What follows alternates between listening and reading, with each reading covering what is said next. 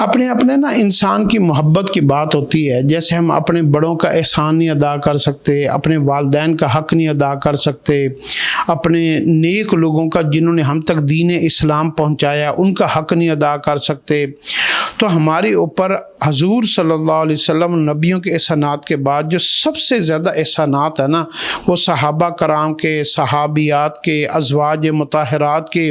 اور تابعین، تبع تابعین کے، اولیاء اللہ کے ہمارے اوپر، ہمارے ماں باپ سے بھی ہمارے اوپر زیادہ احسانات ہیں۔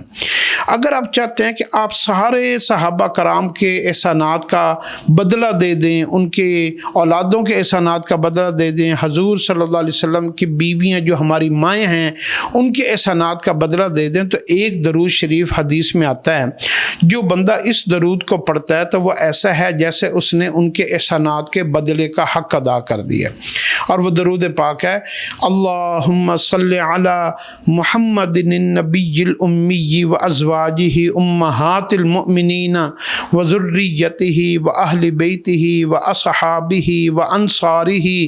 و اشیاعہ و محبیہ و امتہ و علینا معہم اجمعین برحمتک یا ارحم الراحمین۔ اس میں حضور پاک صلی اللہ علیہ وسلم کا نام بھی آتا ہے، صحابہ کرام صحابیات کا نام بھی آتا ہے، ازواج مطہرات کا نام بھی آتا ہے، ساری امت مسلمہ کے نیک لوگوں کا جس نے دین اسلام کی خدمت کی ہے اور ان کی برکت سے دین ہم تک پہنچا ہے، ان سب کا اس میں نام آتا ہے، اور ہم ان سب کے احسانات کا بدلے میں ان کو دعا دیتے ہیں، اور وہ دعا لوٹ کر ہمیں آتی ہے۔ تو یہ وہ درود پاک ہے، اس کو آپ یاد کر لیں، اس کا آپ کو بڑا فائدہ ہوگا، یہ آپ کی نسلوں میں بھی آگے پھر دین جاری رہے گا۔ جب ہم اپنے بڑوں کے احسانات کا بدلہ ادا کرتے ہیں نا، پھر وہ چیز اللہ ہماری نسلوں میں بھی جاری کر دیتے ہیں۔ جب ہم اپنے والدین، اپنے بڑوں کی قدر نہیں کرتے اور احسان